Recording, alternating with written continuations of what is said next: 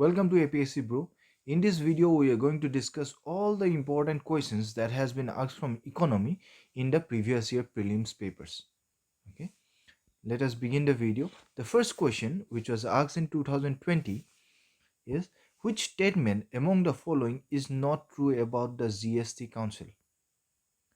Now, we all know that GST has been introduced into the Indian tax system, and this GST has a GST Council. Now, they have put up four statements about the GST Council, and they are asking us which one is not true. Now, this is very important. See, this is important for both UPSC and APSC point of view. Whenever you will have to pick out the statements, when they will give you four statements, and you have to pick out either the correct one or the wrong one. So you have to always give importance to what has been asked, whether they are asking you to pick out the correct statement or whether they are asking you to pick out the wrong statement. So in this case, they have asked you to pick out the wrong statement. The first statement: it is a statutory body. It is chaired by the PM. It decides the rates of taxes on goods and services except some items. It is constituted by the President of India. Now, whenever there is a statement based question, you have to pick out either the correct or wrong one. You have to at least understand the basic concepts. First thing, what is a statutory body? There are two types of body: one is statutory and one is constitutional. Now, whenever there is a body which has been established or constituted on the basis of a parliamentary act, that is called a statutory body, which has the basis on a parliamentary act. Okay, any other body which has its mention in the constitution of the country is called a constitutional body. Now, this mention can either be in the original constitution or it may be through an amendment. But if the body has its mention or reference from a article in the constitution, it means it is a constitutional body. Okay, now if you see, the goods and service tax regime came into force after the constitutional amendment 122nd. So GST service tax regime was established through the Constitutional Amendment Act 122nd, and it was passed in 2016. So when it is through a constitutional amendment, that means there is an article which has its mention of the GST Council. So the GST Council cannot be a statutory body. What it will be? It will be a constitutional body because it has its reference to a particular article in the Constitution, and that article is Article 279A. So this is important.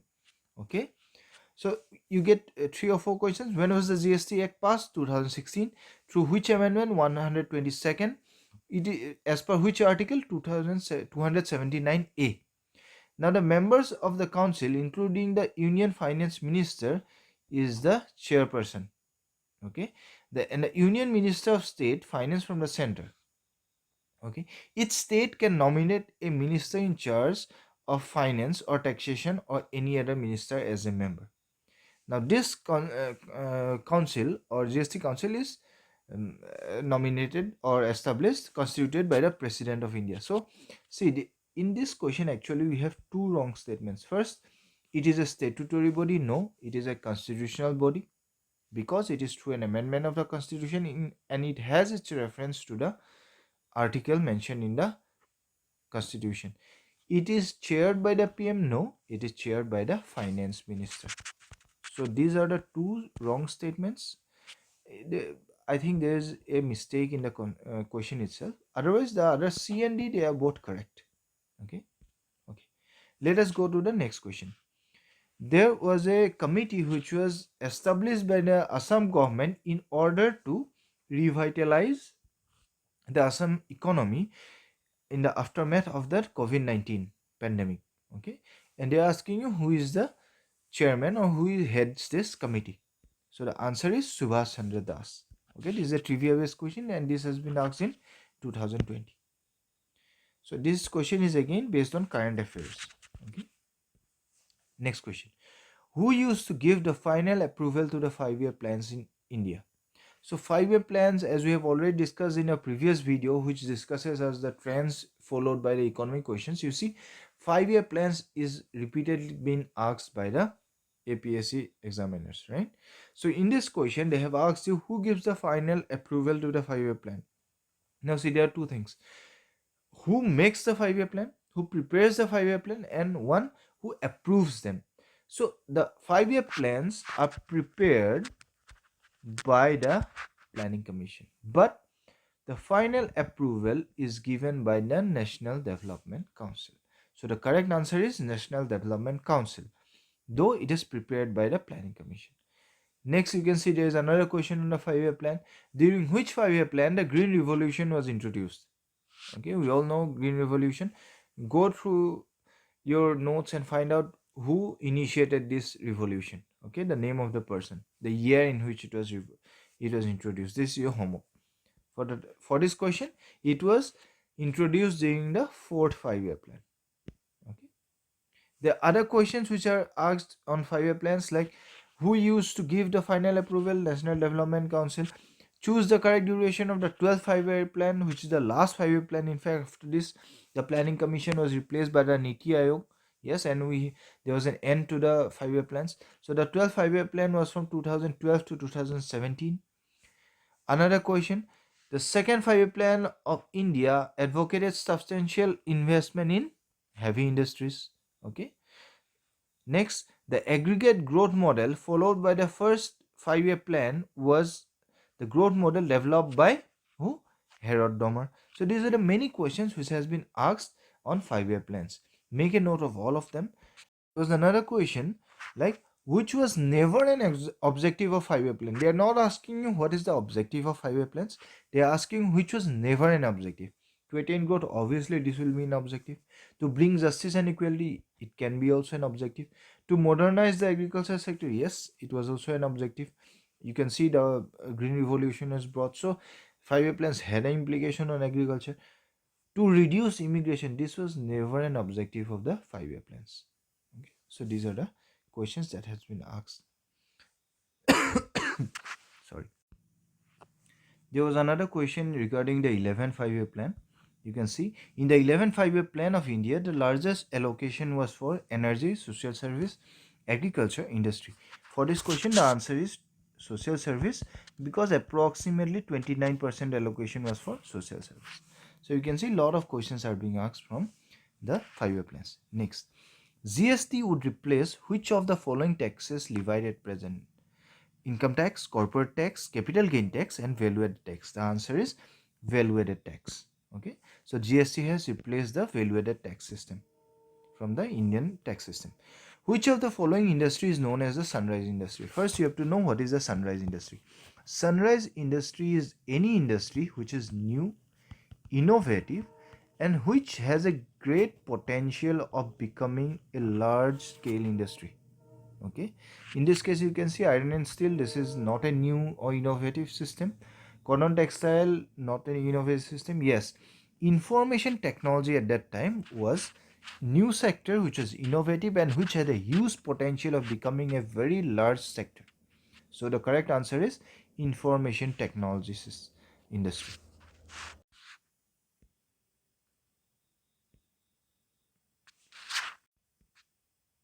Next question. WTO basically promotes, what is WTO? World Trade Organization. Yes, WTO is World Trade Organization. So the question is, what does WTO promote? First, financial support, B, global peace, unilateral trade, and multilateral trade. Now from the organization name itself we can know it has to deal with trade or finance. So you can see it can be either C or D. Now because it is a world global organization, it cannot be unilateral trade, because unilateral means that involves a single country.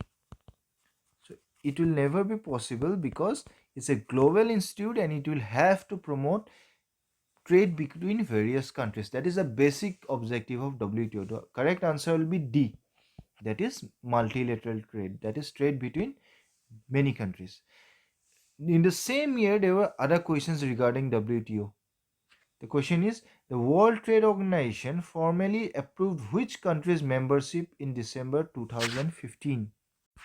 So the question was, which country got the membership of WTO in 2015? The option sorry. The options are Kyrgyzstan, Pakistan, Kazakhstan, and Afghanistan. So the correct answer among this is Kazakhstan. Okay. There was another question on WTO. The WTO was founded in 1995 as the successor organization to the UNCTAD, IBRD, World Bank, and GATT. See, the first three options, they are still existing, so they cannot be replaced. The only option which is correct is GATT, that is option number D. So there are three questions which has been asked in the same year regarding WTO. So all these world organizations regarding economics are important from the exam point of view. Next, so the next question. Deficit financing means that the government borrows money from which of these organizations? Revenue Department, World Bank, RBI, or the SBI? So before doing this question, you have to know what is the deficit financing. So when you say deficit financing, it means deficit financing can be defined as a practice where the government spends more money than it receives its revenue. So the difference is made up by borrowing from RBI or minting new funds. See, a government has certain revenues, like it can gain its revenue through its PSUs, right, or through tax. So these are the revenues of the government, and there are various other avenues which we'll be discussing later. So these are the revenues from which a government earns money. ঠিক আছে, এখন গভৰ্ণমেণ্টে text PSU এনেকুৱা বিভিন্ন ধৰণৰ বা পইচা হেৰি কৰে। ছাপোজ গভৰ্ণমেণ্টখনে তেনেকৈ 90 টকা এটা আমদানি কৰে ৰেভিনিউ হিচাপে, কিন্তু গভৰ্ণমেণ্টখনৰ ছাপোজ এক্সপেণ্ডিচাৰ 110 টকা। তো এক্সপেণ্ডিচাৰ মানে বিভিন্ন ধৰণৰ কাৰণে হ'ব পাৰে, কিবা ইনফ্ৰাষ্ট্ৰাকচাৰৰ কাৰণে, চেলেৰি দিওঁতে বা যিকোনো ৱৰ্কিং যিখিনি এক্সপেণ্ডিচাৰ। চ' ছাপ'জ সেই গোটেই এক্সপেঞ্চেছখিনি মিলাই 110 টকা। চ' যিখিনি ঘটিছে আৰু যিখিনি ব্যয় কৰিছে তাৰ মাজত ডিফাৰেঞ্চ কিমান? 20 টকা। Now this 20 rupees the government can either borrow from the RBI or it can ask the RBI to mint new currencies. ঠিক আছে? So this is called deficit financing, deficit. Whenever there is a difference, when the expenditure is more than the revenue collected, so there is a deficit in the government budget. Now to this deficit, whenever there will be a deficit, it has to be budgeted. Budgeted means financed.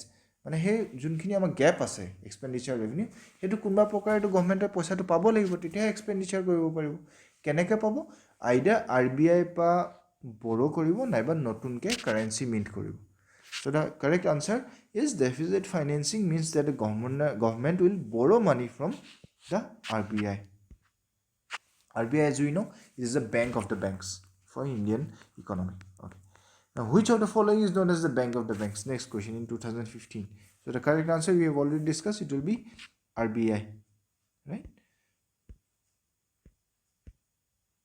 The next question again is based on RBI on 2014. Monetary policy is formulated by the. Now, what do you mean by monetary policy? Monetary policy is a policy through which the flow of money in the economy is regulated. Flow of money. Okay. How it is regulated? Who regulates it? It is regulated through the monetary policy which is formulated by the RBI. So the correct answer is RBI. Next question. Which document is conventionally placed before the Indian Parliament on the last working day of the month of February? Whether it is the 5-year plan or the union budget or the economic survey or the railway budget. We know that the railway budget and the union budget has been now combined. Okay. So in 2014 the question was asked and the correct answer is to this is the union budget. So the union budget is placed before the parliament on the last working day of the month of February. Okay? And to place the union budget in the parliament, they have to get the approval of the President of India. Okay. See, whenever you are preparing for economy, for any examination, for prelims or for mains, union budget and economic survey of the last year is very important. Okay? You have to read over it. Next question. In the last decade, which sector has attracted the highest FDI inflows into India? Now, this question was asked in 2014. So, this question has its basis on 2014 and it was asked, in the last decade, which sector has attracted the maximum FDI flow? The options are chemical and other fertilizers, telecommunication, food processing, or services. Now, for that time, the correct answer was the services.